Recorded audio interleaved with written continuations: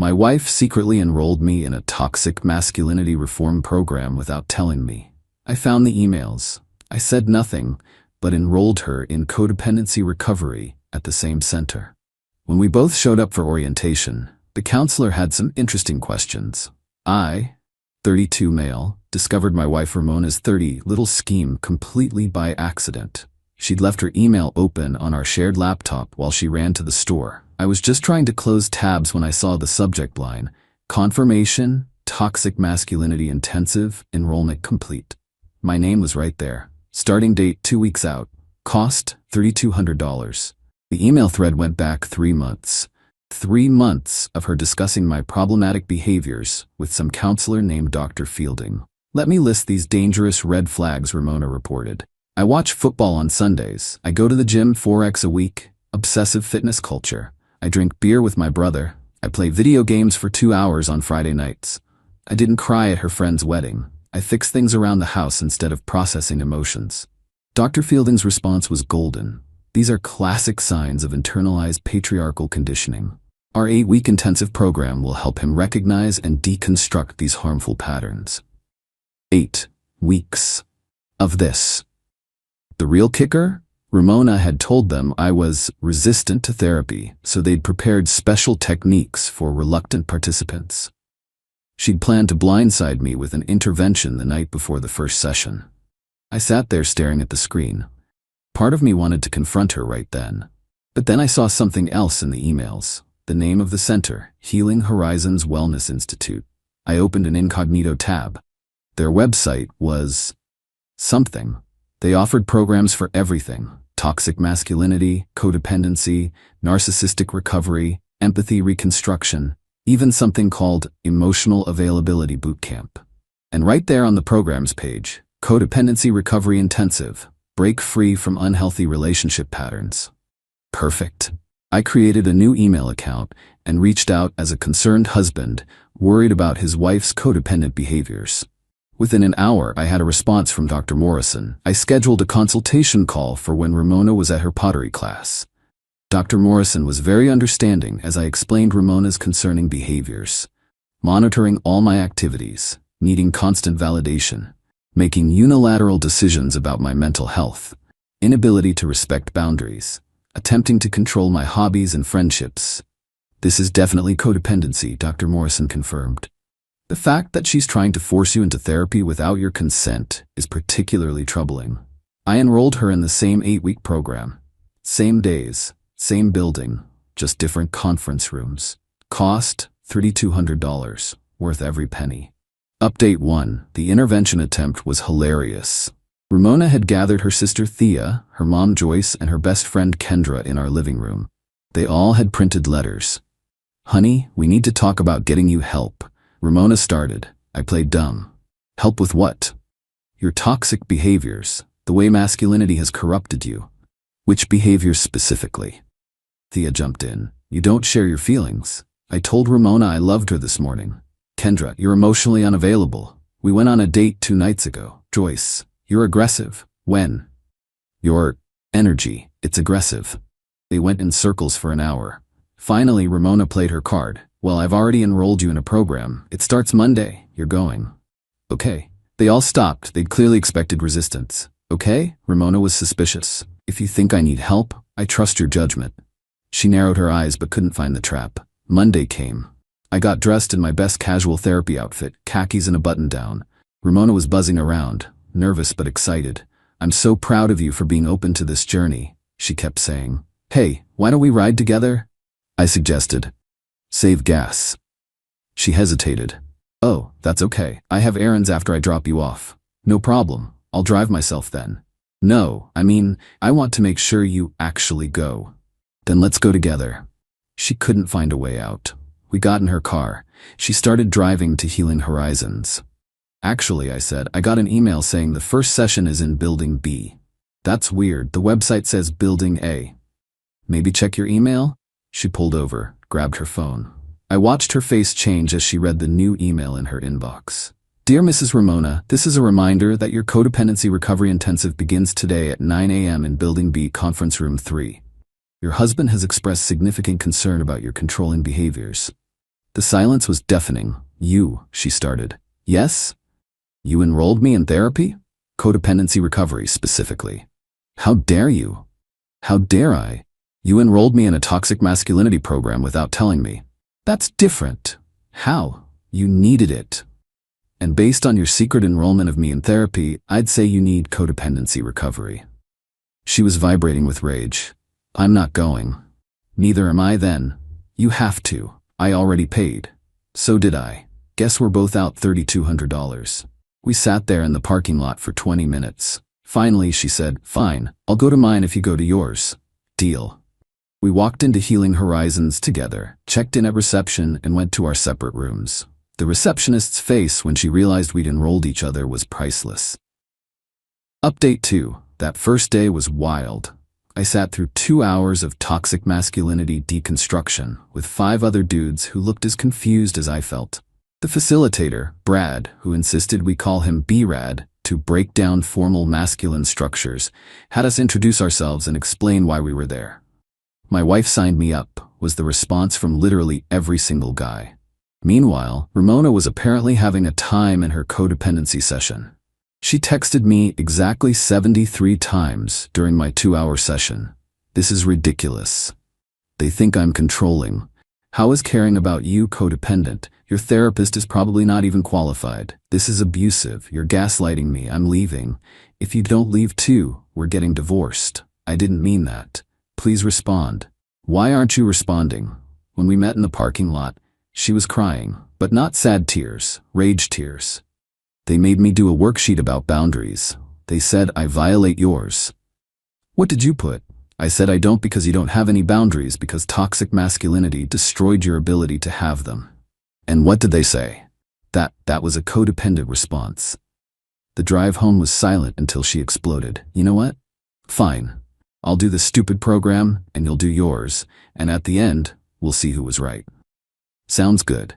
But here's where Ramona made her fatal error. She assumed I'd drop out. She started telling everyone I was in therapy for toxic masculinity, spinning it as her victory. Posted on social media about being a supportive wife helping her husband grow. Her mom called me. I'm so proud of you for finally admitting you have problems. Her sister texted, maybe you'll finally be good enough for Ramona. Kendra started a group chat called Ramona's Husband Recovery Journey, where they discussed my progress. Little did they know I was thriving in my program. Turns out, when you don't actually have toxic masculinity issues, the program is pretty easy. I became B-Rad star student just by being a normal person. The other guys started calling me the natural. Meanwhile, Ramona was struggling. Hard. Update 3. Everything came to a head during week 3's family integration session, where they brought both programs together for joint exercises. Picture this. 6 guys from toxic masculinity recovery, sitting across from 6 women from codependency recovery. The facilitators, B-Rad and Dr. Morrison, clearly didn't know that Ramona and I were married to each other. The exercise was role-playing healthy relationships. They paired us up randomly. I got paired with a woman named Goldie. Ramona got paired with a guy named Rex. B-Rad. Now practice setting a healthy boundary. Rex to Ramona. I need Tuesday nights for my bowling league. But what if I need you on Tuesday? Ramona, remember, his needs are valid independent of yours. But if he loves me, shouldn't he prioritize me? That's codependent thinking. Meanwhile, Goldie and I were crushing it. Me, I'd like to spend Sunday watching the game. That sounds reasonable. I'll make plans with my friends. Beautiful. See how he expressed his needs without aggression? Ramona was watching us, seething.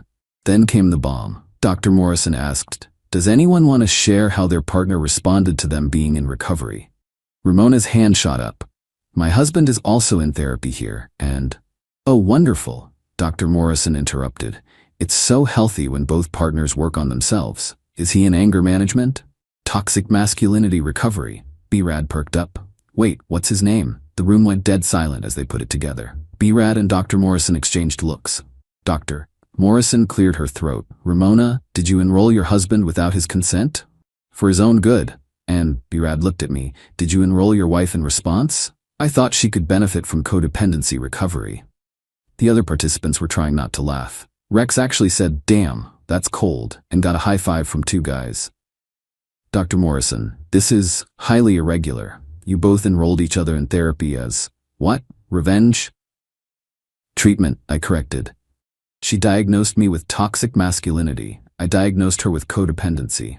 Neither of you are qualified to diagnose anyone. Ramona stood up. This is his fault. He's manipulating everyone. Dr. Morrison, Ramona, please sit down. This reaction is, don't therapize me. She stormed out. I stayed and finished the exercise with Goldie, who whispered, your wife seems fun. That night, Ramona went nuclear, called her mom, sister, Kendra, even her book club. Told them I was weaponizing therapy and making a mockery of mental health. Joyce called me immediately. How could you do this to Ramona? Do what? Get her help for her codependency. She's not codependent. Then why is she unable to let me make autonomous decisions? Because you make the wrong decisions. According to who? According to what's best for your marriage. Who determines that? Ramona, obviously. That's literally codependency, Joyce. She hung up. Update 4 week 5 was when everything shifted. Ramona had been hate attending her sessions, but something Dr. Morrison said finally hit home. I only know because Ramona came home and word vomited the entire session. Dr. Morrison asked me why I felt responsible for your feelings and behaviors. I said because I'm your wife. She said being a wife doesn't mean being your emotional manager. I said that's literally what marriage is. She said no, that's codependency. Then she asked when I last did something just for me, without considering how it would affect you or our relationship. And I couldn't answer because everything I do is about us, or you, or making sure you're who I need you to be. That sounds like a breakthrough. It's not, it's propaganda. But then, she paused, then she asked why I was so afraid of you being yourself. What did you say? That I'm not afraid, I just want you to be better. Better than what? Than what you are. The weight of that statement hung between us. Ramona, do you even like me? Of course I love you. That's not what I asked. Do you like me? As I am? Silence. That night, she called Thea crying. I heard the whole thing through the bedroom door. Maybe I am codependent. I enrolled him in therapy without asking. I check his phone. I track his location. I get anxious when he does things without me. I've been trying to fix him for 3 years. Oh God, Thea, what if I'm the problem? Thea's response was apparently, you're not the problem. You just care too much. Even Ramona recognized that as enabling. Meanwhile, I was having my own revelations in toxic masculinity recovery. Not about toxic masculinity, I didn't have that, but about how many of the guys there were in the same boat. Their wives had enrolled them for crimes like working on cars, not wanting to talk about feelings 24/7, having male friends, enjoying sports, being introverted. One guy, Felix, was there because he didn't cry at his father's funeral. His wife said it was emotional constipation brought on by patriarchal conditioning. He said, I processed my grief privately. I cried alone. Just because she didn't see it doesn't mean it didn't happen. B-Rad actually agreed with him.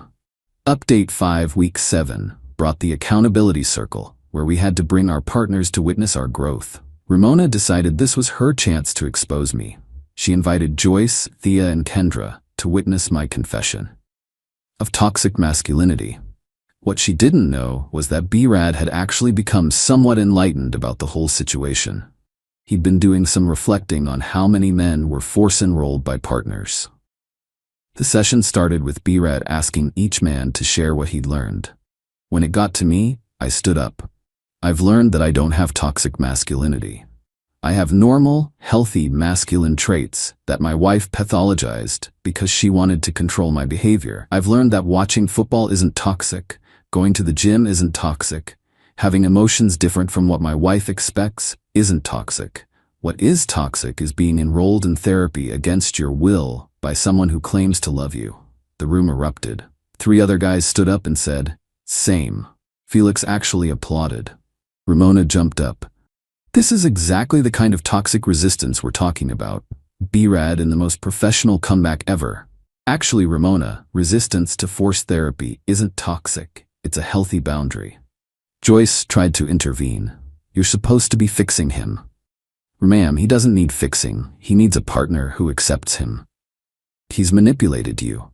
No, I think he's been manipulated into being here. Then Dr. Morrison walked in. She'd been watching from the doorway. "Ramona, we need to talk about your behavior right now." "My behavior? I'm supporting my husband." "You're attempting to control the narrative of his therapy. That's a codependent behavior we've discussed extensively." "This is gaslighting." "No, this is accountability." Ramona grabbed her stuff and stormed out, her entourage following.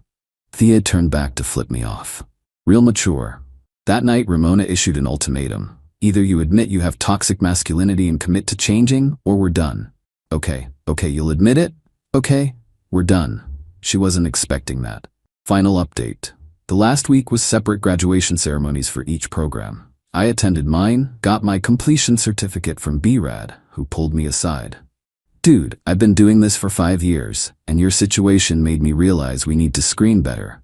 Half these guys don't need to be here. They need couples counseling or divorce lawyers." "You gonna change the program?" "Already talked to management. We're adding a consent verification process.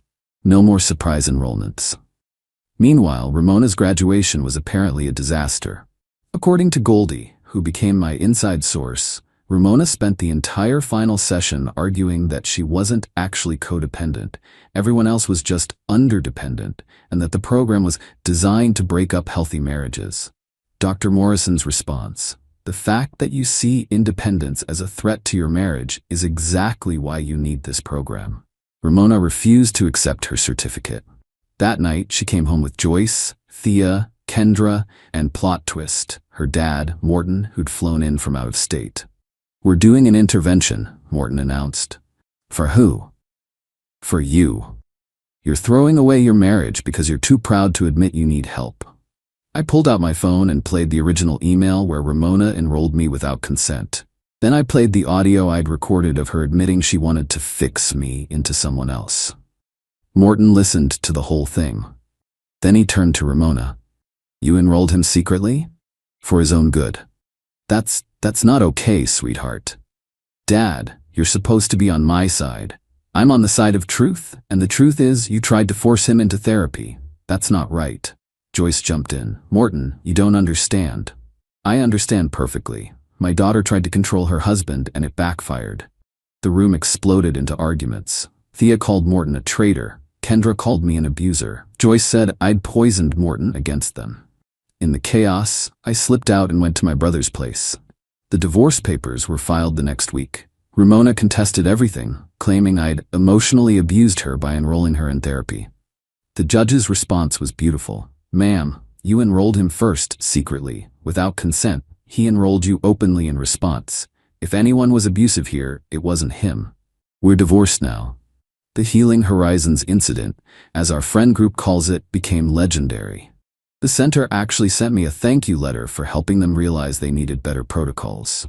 Ramona's still in therapy. Actual therapy this time, not performative programming. Last I heard, she enrolled her new boyfriend, Garrett, in emotional availability enhancement, without telling him. Some people never learn. As for me, I'm dating Quinn, a personal trainer, who thinks it's perfectly fine that I watch football, go to the gym, and process emotions in my own way. She actually encourages my toxic hobby of working on cars. Imagine that. Joyce still sends me articles about toxic masculinity. I've blocked her on everything, but she prints them out and mails them. The dedication would be admirable if it wasn't so unhinged. Thea started a blog about surviving narcissistic ex-brothers-in-law. It has 4 readers, all family members. Kendra tried to warn Quinn about me. Quinn's response was to invite her to watch a football game with us, where Quinn outdrank, outate, and outcheered everyone. Kendra left at halftime looking scandalized. Morton and I actually grab beers sometimes. He apologized for Ramona and said, "I think I know where she got the controlling thing from." Joyce enrolled me in sensitivity training in 1993. I went for 1 session and never went back. Should have been a red flag. To everyone asking if I regret the petty enrollment revenge, absolutely not. It exposed exactly who Ramona was and saved me from years of being fixed. Also, B-Rad and I still text. He left Healing Horizons and started his own practice focused on helping men deal with controlling partners. He uses my story as a case study, with permission of course. The moral? If someone tries to secretly fix you, they're telling you exactly what they think of you. Believe them. And maybe enroll them in codependency recovery. Edit. Stop asking for Healing Horizons contact info. They've changed their policies and now require consent forms. Also, Dr. Morrison is actually excellent at her job. Ramona was just untreatable. Edit 2. To the people saying I should have just talked to her. I tried that for 3 years. Some people don't hear you until there are consequences, and even then they blame you for the consequences. Edit 3. Ramona, I know you're reading this because Goldie told me you asked her about it. Garrett's in my DMs asking about red flags. Just thought you should know.